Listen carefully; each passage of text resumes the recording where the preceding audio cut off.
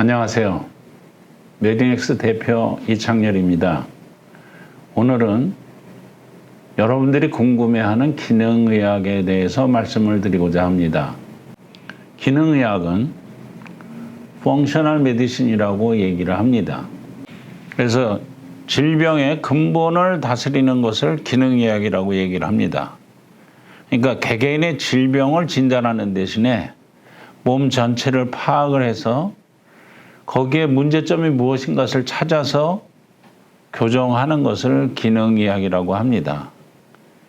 그 옛날에는 기능의학이라는 말이 없어서 분자교정의학이다, 영양의학이다 이런 말들이 쓰여지고 있었지만 현재는 기능의학이라는 말로 일관되게 사용을 하고 있습니다. 그래서 기능의학을 여러분들이 알기 쉽게 더 설명을 한다 그러면은 이것 없이는 체계적으로 건강해질 수 없고 암의 재발을 막을 수 없으며 최적의 건강 상태에 초점을 맞춘다. 이것이 바로 기능의학이라고 합니다. 두 번째는 이것 없이는 체계적으로 활력을 넘치는 삶을 살 수 없는 것이다 라고도 평가를 합니다. 세 번째는 현대인들은 술을 참 많이 즐기고 있죠. 그렇지만 술을 먹고 나면 다음이 괴로워서 술을 참 피하기도 하는데 이 기능의학은 숙취를 최소화하고 술을 즐길 수 있는 실용학문이다라고도 할 수 있습니다. 현대는 굉장히 산업화되어 있습니다. 산업화의 부산물로다가 환경 독소들이 많이 나오고 있죠. 그래서 우리는 환경 독소로부터 자유로워질 수 없습니다. 근데 이것은 환경 독소로부터 자유로워질 수 있는 기회를 주게 되는 것입니다. 또한 우리가 현대인들은 눈을 많이 쓰게 되는데 안구 건조증이 대단히 환자들이 많습니다. 그렇지만 일반 안구 검사에서 잘 나오지 않는 눈 건조 또는 피로 증상을 최소화시켜 주는 것도 기능의학으로 다 해결할 수 있는 부분이 됩니다. 그리고 현대는 아름다운 미의 시대라고 얘기하고 있고 날씬한 몸과 건강한 몸을 유지하기를 원하고 있죠. 그래서 가장 합리적으로 건강하게 체중을 감소시키는 방법을 찾게 해주는 것을 또 기능의학이라고 합니다. 그래서 이런 기능의학들이 어디에 적용하는 것인가를 살펴보게 되면 제일 첫 번째가 온 국민의 두 사람 중에 한 사람, 세 사람 중에 한 사람이 암 환자로 발병된다는 것이 밝혀지고 있는 지금 이 시점에 암 예방과 치료나 또는 암 재발 방지에 기능의학이 잘 활용되고 있다는 것이고요.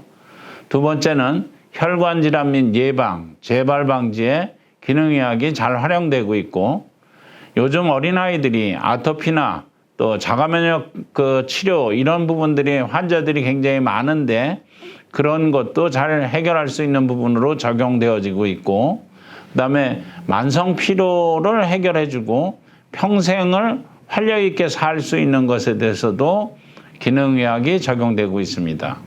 또한 비만한 사람들의 비만대사증후군의 해결 문제, 정신건강 문제, 산업사회 부산물인 독소 해결 문제, 항노화 문제 이런 것들이 기능의학 부분에서 잘 적용되고 있는 것들입니다. 그러면 기능의학을 하나의 나무에다가 비교를 해볼 수 있는데 우리가 나무 뿌리에서부터 영양분이 올라가서 나무 잎이 자라나고 있는데 우리가 건강해진다는 것은 잎이 무성해지는 것이 건강해지는 것이고 그 잎이 무성해지지 못하는 것이 하나하나의 질병이 나오는 것으로 보고 있습니다. 근데 이것을 전체적으로 우리가 치료를 하는 것이 홀리스틱 힐링이라고 얘기를 하고 있고 우리가 7개의 문제점, 그러니까 뿌리 부분에 질병의 문제점이 어디 있는 것을 보는 것을 우리가 세븐 코어라고 얘기를 하고 있습니다. 세븐 코어는 어시밀레이션, 소화 흡수 관계라든지 그다음에 디펜스 앤드 리페어, 우리가 방어는 어떻게 하고 우리 몸의 재수리는 어떻게 되는 것인지, 그 다음에 에너지 부분, 우리가 이렇게 말하고 노래하고 웃고 이런 것들이 다 에너지가 있어야지만 제대로 하는 것인데 그런 부분, 그 다음에 바이온 트랜스포메이션 앤드 엘리미네이션, 우리가 어떤 생화물질의 이동이라든가 또 어떤 독소들 제거하는 것 부분, 그 다음에 커뮤니케이션 부분, 세포와 세포 간에 서로 통신하는 문제 부분, 그 다음에 뭐 혈액을 순환한다든가 이런 트랜스포트 부분, 그 다음에 구조적인 부분, 이런 7가지를 우리가 기능의학적인 부분에서 하나하나 찾아내서 그 치료를 해나가는 것이 원인적인 치료를 해서 질병의 기본을 다스리는 기능의학이라고 하고 있습니다.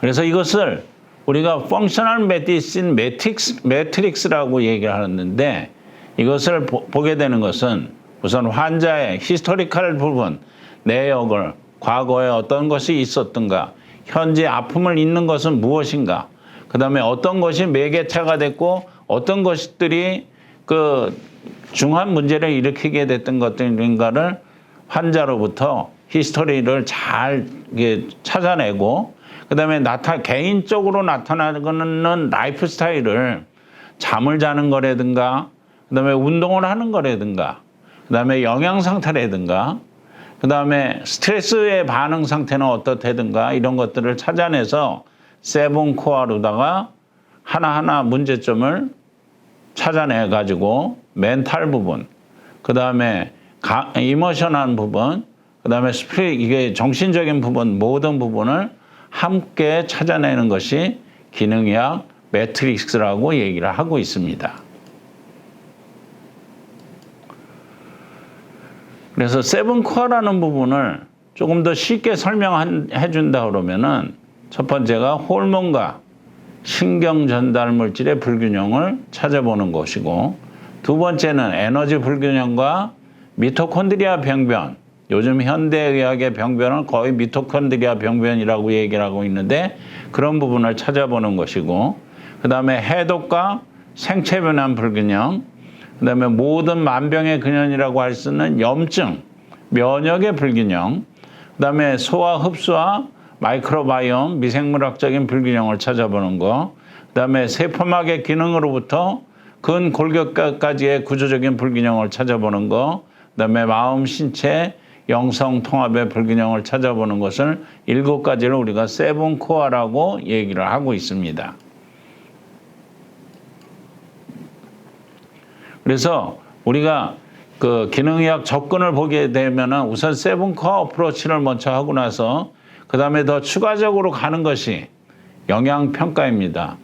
성에 따라서도 틀리고 개인별로 따라서 틀린 영양평가, 그 다음에 그 생화학적인 평가, 그러니까 우리가 혈액에서 볼 수 있는 CBC나 LFT, 글루코스 레벨, 리피드 레벨들을 보는 거, 그 다음에 모발 검사, HTMA를 보는 거, 그 다음에 항산화 스트레스 검사, 비타민 D의 양 검사, 그 다음에 CRP라고 해가지고 만성염증을 어느 정도 진행되고 있는 것을 찾아보는 거, 오메가3 검사, 호모시스테인 검사, 이런 것들을 통해서 조금 더 그 세븐코어에 접근해 나갈 수 있는 부분으로 검사를 해 나가고, 그 다음에 관리해 줄 수 있는 부분이 다이어트 부분, 그 다음에 뉴트리언트 부분, 그 다음에 우리가 기능성 식품을 많이 먹죠. 서플리먼트 부분, 운동 부분, 그 다음에 우리가 휴식이나 릴렉스 부분을 검토해 주는 것이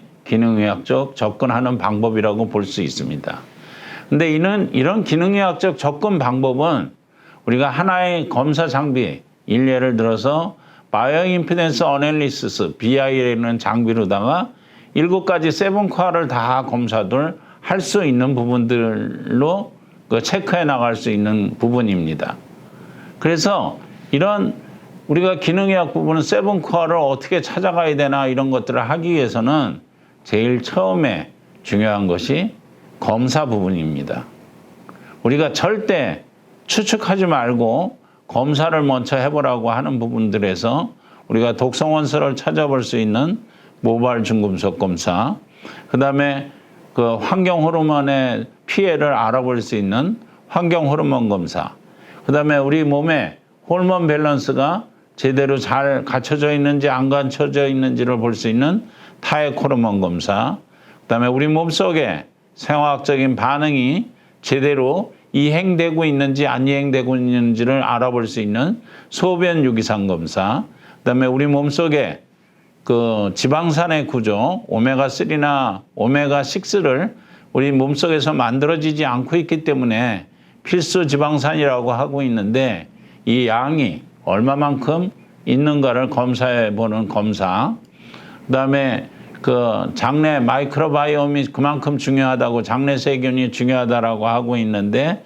이런 장내 세균 검사, 그다음에 세포가 우리 몸은 60조 개의 세포로 구성되어 있는데 세포가 다 개개인 세포가 다 건강하다 그러면 우리 몸은 아주 건강하다라고 할 수 있는 것입니다. 그래서 세포의 건강도를 검사해 볼 수 있는 검사. 그다음에 우리 몸이 산성이냐 알칼리성이냐, 우리 몸은 약 알칼리성으로 구성되어 있는데 이것이 밸런스가 깨져 있는지 안 깨져 있는지를 찾아보는 스마트 pH 검사. 그다음에 비타민 C는 우리 몸속에서 아주 만들어지지 않는 필수 영양소 중에 하나인데 이런 비타민 C를 우리가 식이를 통해서 적절히 공급을 받고 있는지 안 받고 있는지를 찾아볼 수 있는 비타민 C 검사.